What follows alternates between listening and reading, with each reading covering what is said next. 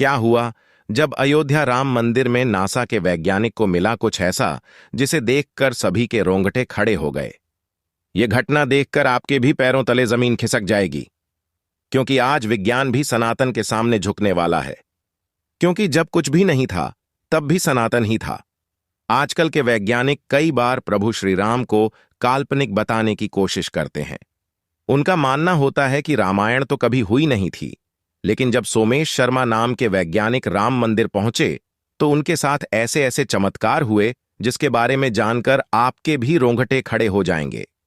आगे बढ़ने से पहले अगर आप भी सच्चे राम भक्त हैं तो वीडियो को लाइक करके कमेंट बॉक्स में जय श्री राम जरूर लिखें।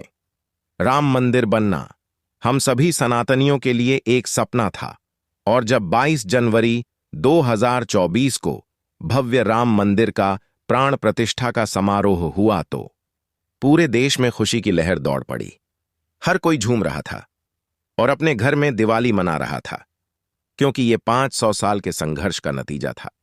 और इस पूरे घटनाक्रम से हमें यह समझ आता है कि अगर आप सच्चे हैं और सत्य के साथ खड़े हैं तो आपकी कभी पराजय नहीं हो सकती। और आज भव्य राम मंदिर का निर्माण हो चुका है। लाखों श्रद्धालु रोजाना रामलला के दर्शन कर रहे हैं। इसी बीच सोमेश शर्मा नाम के एक वैज्ञानिक, जिन्होंने अमेरिका से विज्ञान की पढ़ाई की और नासा में कई सालों तक वैज्ञानिक के तौर पर रहे, उनकी बुद्धि पूरी तरह से पश्चिमी सभ्यता की हो चुकी थी। वह अपने इष्ट को भूल चुके थे और केवल विज्ञान को ही अपना भगवान मानते थे। उनका ऐसा कहना था कि भगवान होते ही नहीं है, जो भी है केवल विज्ञान है, और यह दुनिया विज्ञान के सहारे ही चल रही है।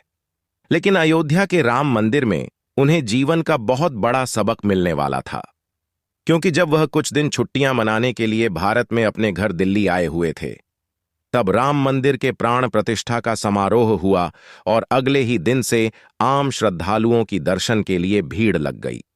सोमेश जी शर्मा का पूरा परिवार प्रभु श्री राम को बहुत मानता था और नवीन राम मंदिर को देखने के लिए उनके परिवारजन बहुत उत्साहित थे।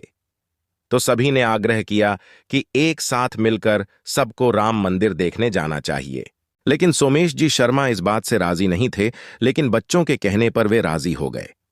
लेकिन अभी भी मन में केवल द्वेष भावना थी। सोमेश जी आज से 15 साल पहले अयोध्या आए थे। उस समय अयोध्या फैजाबाद कहलाती थी और यहां की स्थिति बहुत खराब थी।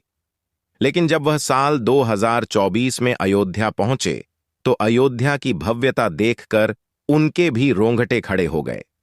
जगह जगह स्वच्छता फैली हुई थी।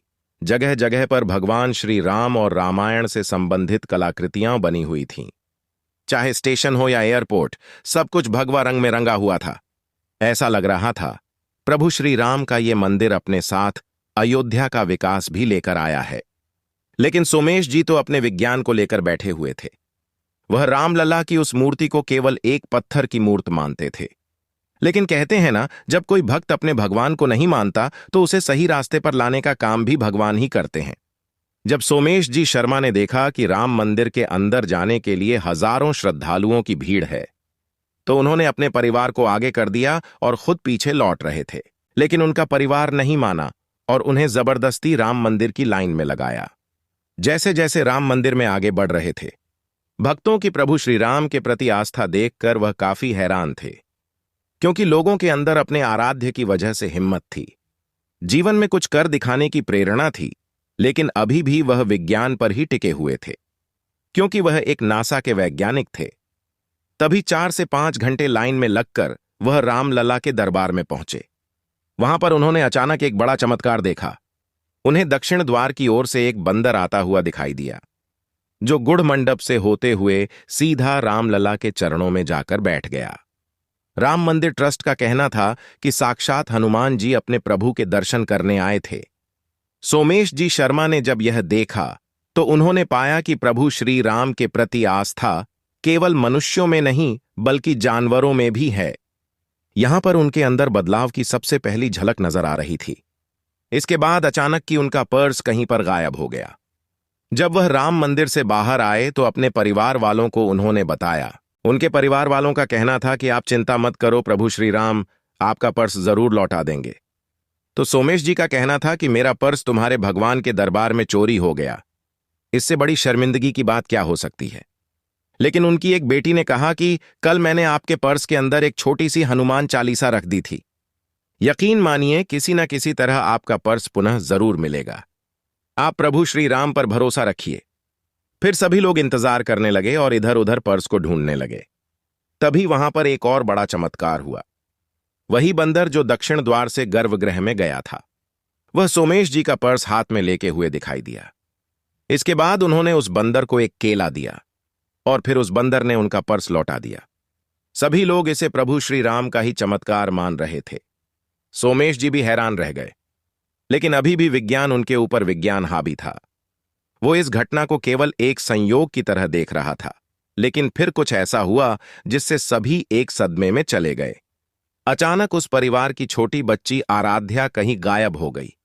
उस समय वहां भीड़ का काफी माहौल था, जिस वजह से अचानक वह कहीं गुम हो गई। सभी लोग उसे ढूंढ रहे थे, लेकिन उसका कोई पता नहीं लग पा रहा था। कहीं घंटों तक उसकी खोजबीन जारी रखी। पुलिस को भी उसके बारे में बताया गया, लेकिन सब हिम्मत हार चुके थे। सोमेश जी भी उस बच्ची से बहुत प्यार करते थे। वह उनकी पोती थी, वह उनके लिए सब कुछ थी। जब कहीं प्रयास करने के बावजूद भी आराध्या नहीं मिली, तब उनका पूरा परिवार प्रभु श्री राम से विनती करने लगा। तो सोमेश जी भी पिघल गए। उन्होंने रामलल्ला से कहा कि अगर हमारी बच्ची सही सलामत मिल गई तो मैं मान जाऊंगा कि इस दुनिया में भगवान का अस्तित्व है, और मैं फिर कभी भी सनातन धर्म पर शक नहीं करूंगा। जिसके 15 मिनट बाद फिर एक चमत्कार हुआ, जिसमें वही बंदर उस बच्ची की चप्पल के साथ दिखाई दिया। सभी लोगों ने देखा कि यह तो आराध्या की चप्पल है, तो सब उस बंदर का पीछा करने लगे। तकरीबन आधा किलोमीटर दूर उसने वह चप्पल एक रेस्टोरेंट के बाहर जाकर छोड़ दी। जब सभी उस रेस्टोरेंट के अंदर गए तो वहां पर उन्हें आराध्या बहुत डरी हुई, सहमी हुई बैठी हुई दिखी, लेकिन उसे पाकर सबकी जान में जान आ गई। इसके बाद वह भी समझ गए थे कि यहां कोई तो शक्ति है जो इतने बड़े संसार को चला रही है।